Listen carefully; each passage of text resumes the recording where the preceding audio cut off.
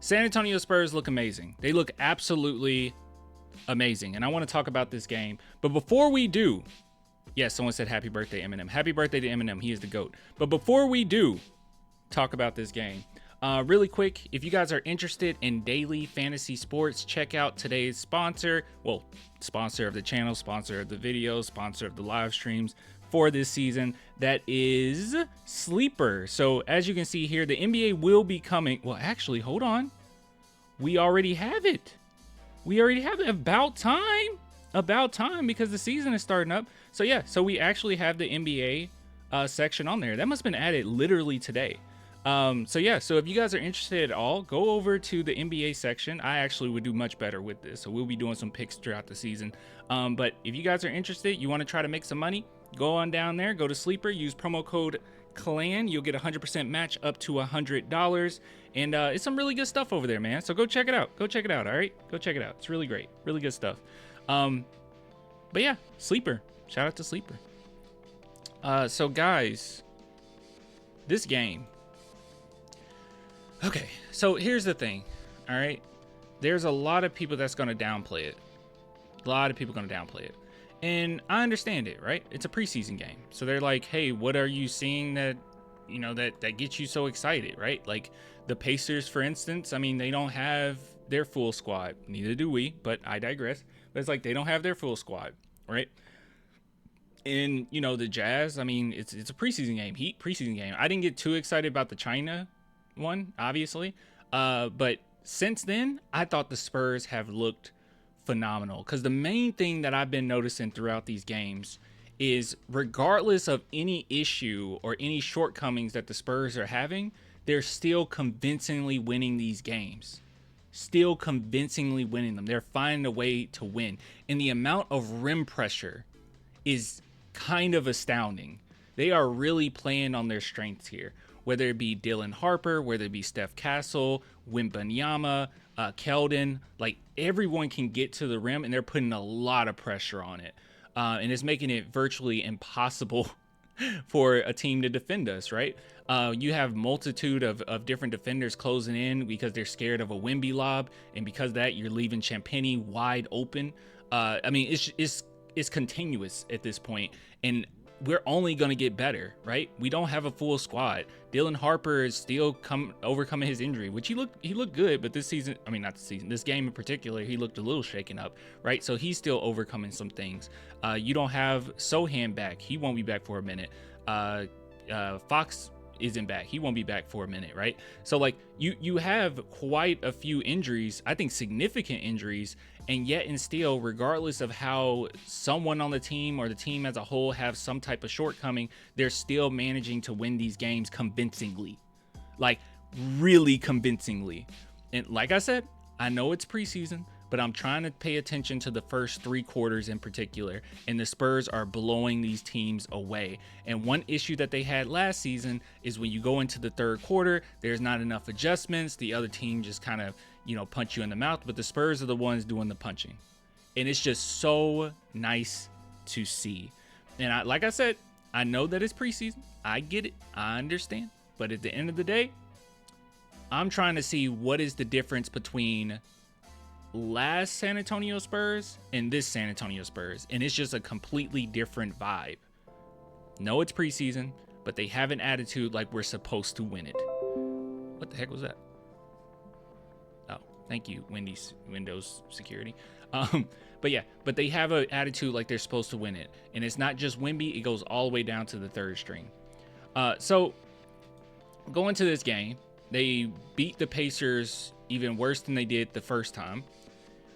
And if we take a look at the box office, because I actually didn't take a look at the, you know, like I always tell you guys, I only look like at the very end unless, you know, something stands out and they mention it during the game. I don't see the stats. But I did feel like overall, everyone just played so well together. And yeah, it actually shows on the stats as well. So now I'm not going to act like the Pacers have the best team in the world starting, right? But at the end of the day, they are not champions, but they made it to the finals, and they've all played together. They play well together, but they couldn't even scratch the surface. Like, yeah, they got like a short lead I think they went on a little run in like the second quarter or something. Like, maybe was it the end of the first? It might have been the end of the first, start of the second or something. They went on a little run, but yeah, since then the Spurs just absolutely demolished them. Like, it wasn't even fair. But taking a look here, Julian Champagnie 15. I mean, just look at this distribution, man. This is the Spurs basically hitting on all cylinders. 15 points for Julian Champagnie, 17 points for Vivek, 10 points for Devin Vassell, 16 points for Steph Castle, 12 points from Keldon, 15 points from Luke Cornett, 11 points from Potter. But you know, at that point, that's all fourth quarter. But just overall, this is really impressive. This is really impressive. Now I'm gonna ask you guys something. I'm gonna sound like a hater. But let me preface this by saying I don't think it'll matter that much. Okay? So you hear me, right? Before I say this, I don't think that it'll destroy our season or anything like that. Okay? So don't get too upset when I say this. I don't quite understand the hype around Keldon. Like, last game, I said, yeah, I definitely understood what you guys were saying, because in that game I thought he genuinely did play fairly well. But before that, people were saying this is a whole different Keldon coming at us. I didn't really understand what people meant by that. Clan the hater. I'm not trying to hate. I'm like I said, I prefaced it by saying I don't think it matters, because Keldon does bring a lot of rim pressure. I said that earlier, right? I say he brings rim pressure, so that's actually good. But when people are saying this is a whole new Keldon, I don't think this is a new Keldon at all. I think this is the same Keldon. I think that we just have a better team. Actually, same with Devin Vassell. I haven't seen any complaints about Devin Vassell. Not really. I mean, maybe a couple, but not really thus far. And there's been a lot of Spurs fans watching because they're really interested. But yeah, I haven't.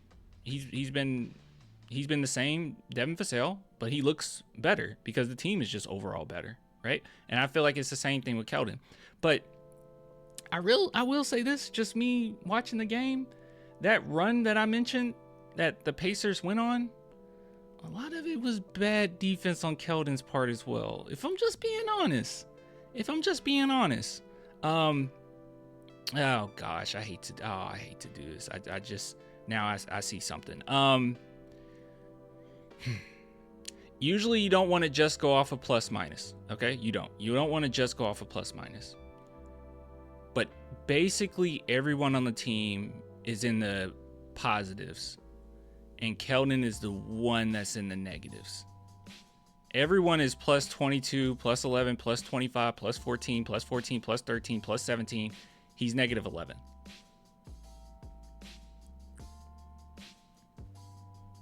All I'm saying is I wouldn't get too excited and start saying like this is the old Keldon. It's like he's always been the same type of player. So I don't really know what you mean there.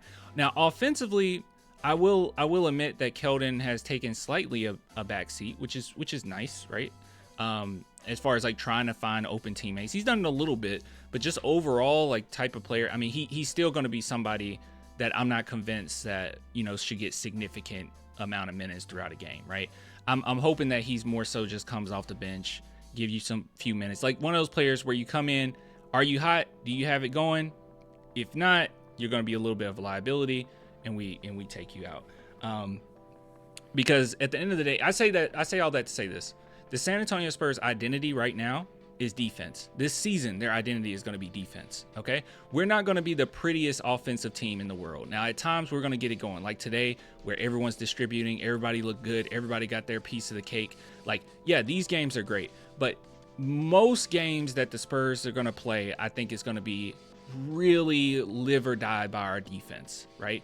Defense and rim pressure. Those are going to be the two main factors. And Keldon Johnson definitely brings rim pressure. But if he's not going, if teams can close him out, there's no reason to keep him in the game. And that's actually not the same for basically the rest of this roster. Wrong? How am I wrong in saying that? If Keldon Johnson can get to the rim, then what usage? How am I wrong in saying that? That's not wrong. Steph Castle, if he gets it going, that's good. If he doesn't, you can still keep him in the game from defense alone, right? But it's just not the same. It's just not the same with Keldon. How is that wrong? Very wrong. How is that wrong? Can someone explain? Not even, bro. You guys are just trolling. You're just trolling at this point. You're just trolling at this point. Oh, maybe you meant when I said there's not the case for anyone else. Harrison Barnes. If Harrison Barnes like 3-point shooting isn't dropping, you can make a case for him not, being super useful out there. But he is respected as his outside shot, so they can't just leave him open. So there is that. But if it's not dropping, then maybe you can make a case for Harrison Barnes. He's not a great defender or anything like that. Very mid, like average defender. But yeah, Keldon's a genuinely bad defender. Like really bad defender. All I'm saying is I don't know. I didn't mean to be that negative, but I just don't see. I don't see it. But I do think that he plays like. When he's going, he's good. But I feel like a game like this, as good as we are defensively, there's no reason he should have been so far in the negatives during this game. I wasn't even aware of the plus minus. It was just something that I noticed like while watching, Like it shouldn't be that bad, especially when we're this good defensively. But hey, the addition of Fox is a good defender. People say like, he's okay defender. No, he's a good defender. So the addition of Fox, the addition of Sohan when he's back, maybe even more players that can come in and kind of, cover that up a little bit, So we don't have a full squad right now. So there's that. But when Keldon's on, he's really good. But when he's not, still the same. I just don't really know what people saying.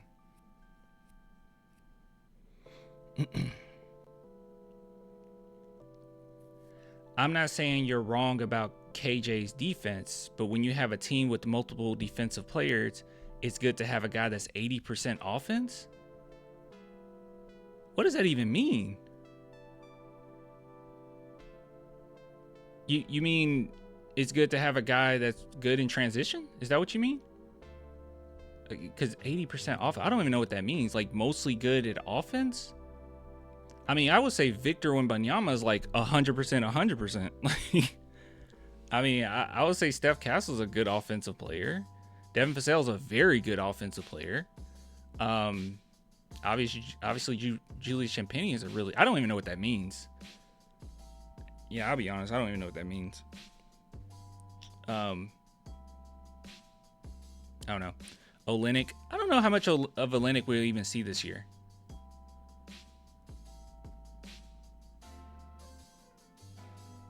Yeah, I don't really know what you mean. Says, yeah, but a player says 80% offense has no use on the court when they aren't scoring, which was Clan's point. Yeah, that's what I'm saying. If he's on, we're good. And I think a lot of these games, the Spurs have convincingly been winning, and Keldon looked good. But this is a game in particular that there was no reason for him to be in the negatives. Like, no reason whatsoever. Because the only other player that was in the negatives was Dylan Harper at -5. But as you guys know, if you were watching, like, he came in with the third stringers, basically. And also, he just wasn't, like, I don't know. He looked a little, like, injured a little bit. But yeah.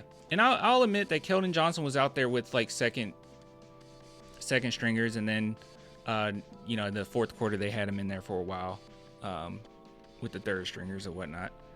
I mean, I'll give him that. But, I mean, when they went on that run, I mean, that was the big part of that was Keldon's defense. But it's okay. We'll be all right. I didn't mean to make this all about Keldon. I'm sorry.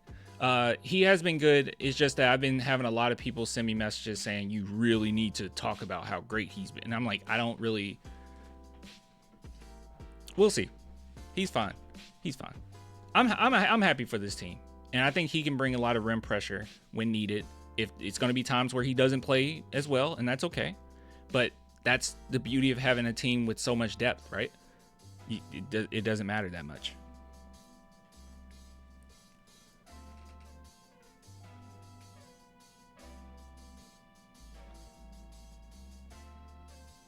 Right, but now it's balanced, and KJ's offense is more useful, and he's prime KJ. He's not only an NBA vet, but a Spurs vet. He knows the system. I'm sorry. I've been watching this team. I know it's just a few games. I mean, I guess we had last season too. But Keldon Johnson knows the system more than Devin, Castle, Barnes, Champagny, Wemby. I don't see it. Sohan, Fox. I mean, yeah. You don't have to play Keldon if he's not playing well. But in this game, it's fine. It's fine. He was also 50%, so that's good. He was 50%. That's good. I mean, it isn't great, but it's all right. 3 of which were threes, so he missed those, and that's okay.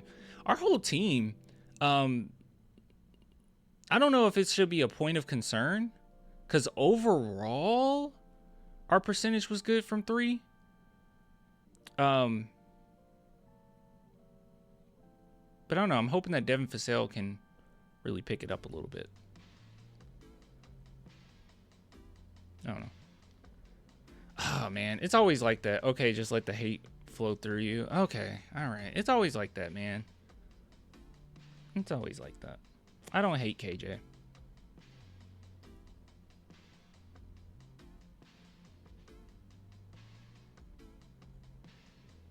Let's see.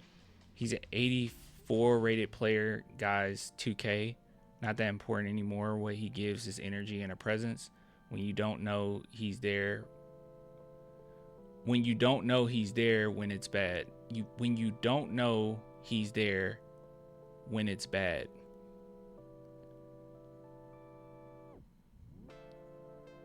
If you don't, I don't know. I don't know where.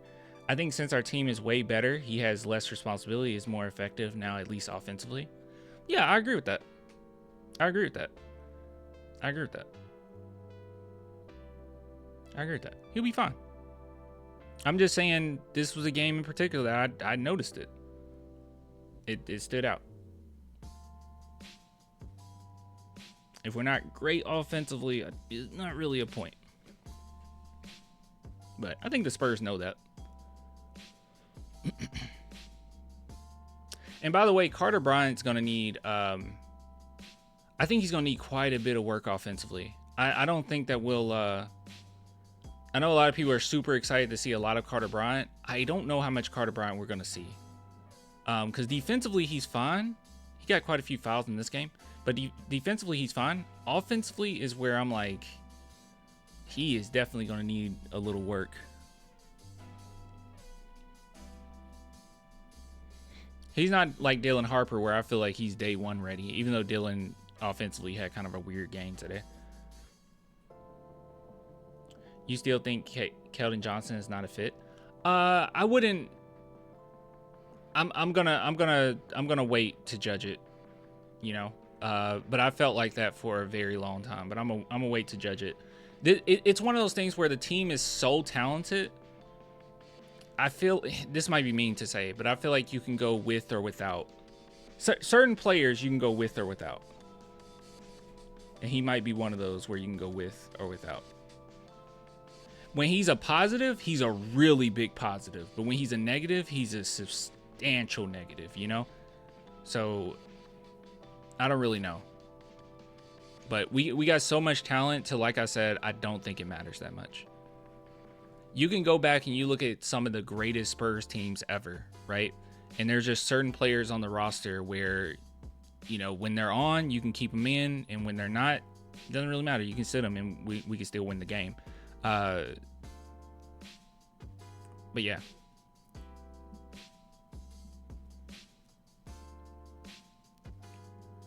Keldon over for sale? No. However, I have been thinking about this a lot. I guess this is just more of an open discussion at this point, right? People are going to be really upset from this segment. It's kind of an open discussion. Devin Vassell, I'm starting to as good as he was today, because I thought he was good. I thought he was like genuinely good. But as good as he was today, I'm not opposed to him not starting, right? Like, I'm not opposed to him just not starting. But then the question is, who would you start ahead of him? With Dylan Harper being like banged up, and especially in this game when he really got banged up, my hopes for him starting day one is probably like a wash. That's probably not going to happen. But Devin Vassell, I don't think he has to start. But then I'm just like, I don't know who I would start ahead of him, honestly, right now. Harper over Vassell. I would like that, but I don't know. Julian's going to start. I would say Julian starts. I mean, look at the roster, though. That's my point. Like, Julian starts, but if you take Devin Vassell out, who do you put in, right? Dylan Harper probably won't start day one because he's getting knocked around everywhere. Fox isn't back, Sohan isn't back. I'm starting to really think about Fox, Champagny, or Fox, Steph, Champagny, Sohan, Wemby. I think that would be pretty nice. But then I kind of want to start Harrison Barnes. But Champagny, I feel like needs to start. Like, he's such a valuable 3-and-D. Like, I think he needs to start. He's basically automatic. Fine defender, really good three-point shooter. Like, he's going to be one of the better three-point shooters in the NBA, I think, this season. Role-playing three-point shooters. And it's not because, he's like a Steph Curry, but it's because they can create so much space. Victor Wembanyama is such a threat. Fox is so fast. Steph Castle put pressure on the rim. Everyone just puts pressure on the rim. He's going to get a lot of nice looks. And if they don't, if they don't leave him open, then makes it even easier for us to get to the rim. Fox, Julian, Barnes for the 1 through 3. I ain't mad at that. Yeah, I think that makes sense to do that.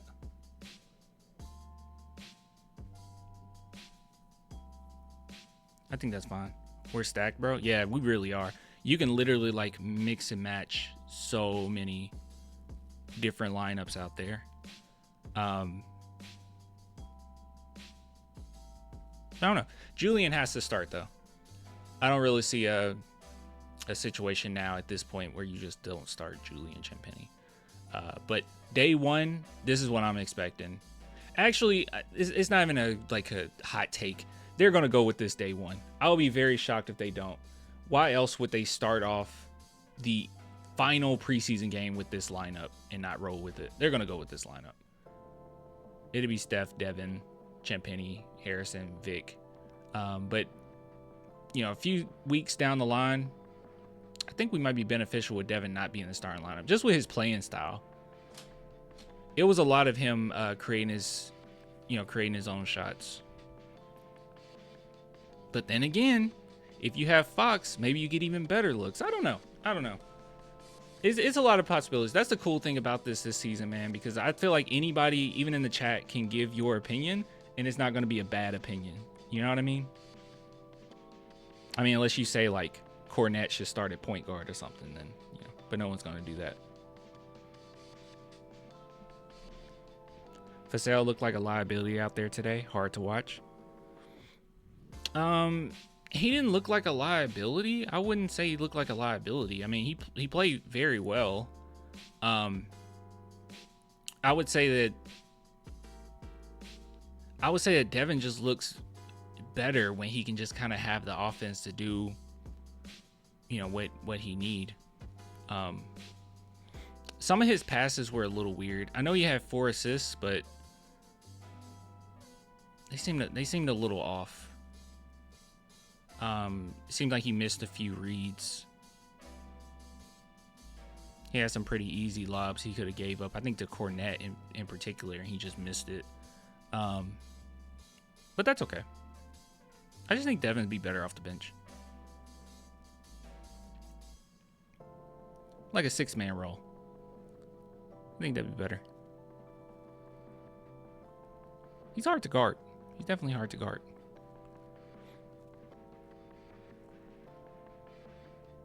But I wouldn't say he was a liability.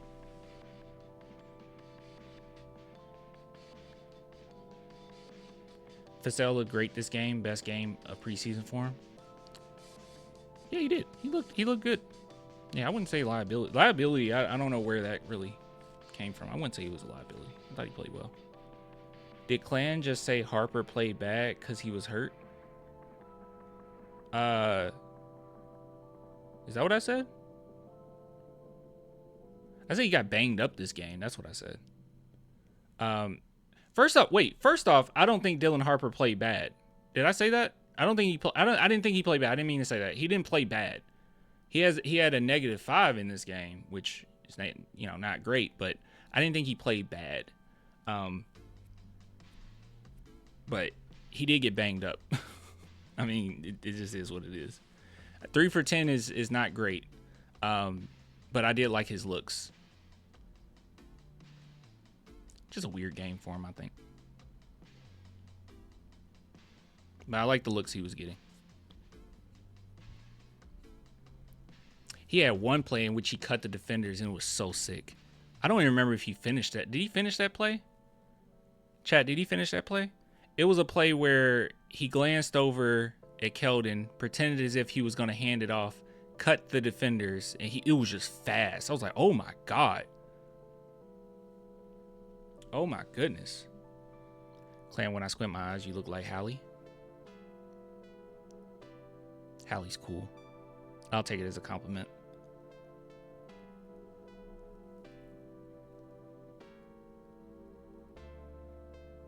A lineup of Fox, Champagny, Barnes, Sohan, Wemby is interesting. It's a good lineup. It's a very good lineup. In a perfect world, Carter Bryant would take that Barnes spot, but he is nowhere near ready, I don't think.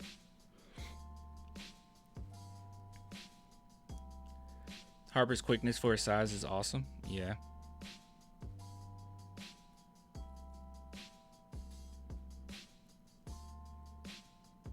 Do you think starting Keldon as point guard to make good reads with Cornette as the 2 for spacing is a good idea? Yeah, that's actually brilliant. I don't know why I didn't think of that.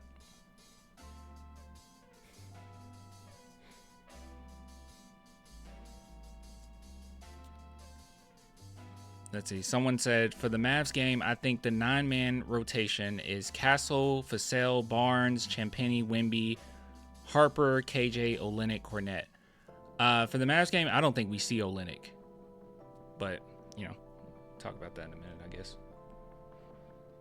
Anyways, those are my thoughts on the game. I thought the team looked very good. I'm so sorry I ragged on Keldon. I'm just trying to tamper people's expectations here. Okay, because I feel as if this kind of happens. It's like the opposite of our situation, but it's happening again. Like when the Spurs were really bad and Keldon had that really good season statistically as far as points per game, people were like, "Oh my God, it's top tier. He's going to be a star," right? But it was like we're convincingly losing these games. This isn't great basketball, and it's because he has full reign to do whatever he wants, and Keldon is a bully, and he'll bully you, and then once you get to the third or fourth quarter, teams kind of hone in on it, and then it's non-effective anymore. And I feel like with this one, it's like the opposite effect, where everyone is playing exceptionally well. We look so much better defensively that is kind of hiding some of the flaws, especially defensively, where I bet you most people I wasn't aware, so I'm not going to sit here and say I knew the whole time, but like most people were not aware of how bad he was defensively this game. I don't know. Ah, man. Last comment, because I think this is funny. You are a Harper Glazer, bruh. Harper was out there playing like Bronny. He is not better than Castle. By the way, I love Harper, but y'all got to stop disrespecting Castle. Do I disrespect Castle? How's your cat? She's asleep right now. I gave her treats and now she's asleep down there. I don't disrespect Castle, I don't think. I love Castle. I do think Harper's more talented.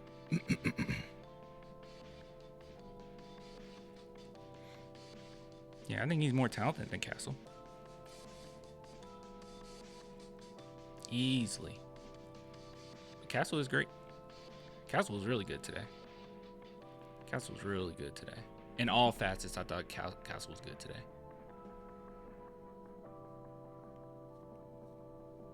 But as far as vision, as far as savviness, as far as scoring, yeah, I think Harper is just much more talented. But we haven't gotten to see. I mean, I don't have to. I don't have to. I've seen enough of him through college and even up to now. But we just haven't. You know, you'll see it. You'll see it. Just give him some time. He's really hurt. You know. Yeah, he's just really not hurt. He's not super hurt, but he got banged up today. So I don't know. It was just a weird game. This was also the first game that they took the tape off of his thumb. So I'm sure that was kind of in the back of his head too a little bit. But yeah, I think he's significantly more talented. Most talented player we've had since Wemby. But yeah, I mean, I would say Dylan Harper is. I'm not going to take anything away from Fox. I'm just going to go ahead and say Dylan Harper is the third most talented player on this team, behind Wemby and Fox. But if you want to say Castle after that, I'm not mad at you. That's cool.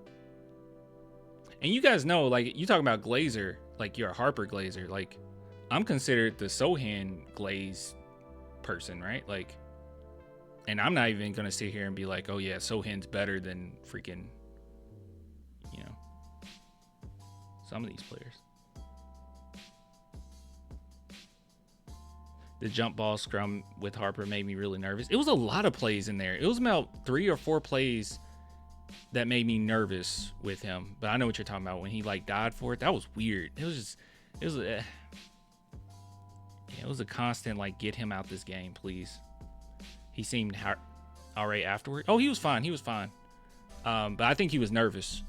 But kudos to him for still fighting, you know. Clan's favorite player is Sohan. I think actually my favorite player is Wemby, but that's too easy. So I guess if we go in second, maybe it's Sohan. Maybe Dylan. I feel like a lot of the Sohan stuff is more like people saying how trash he is and me bringing up stats on why he's not.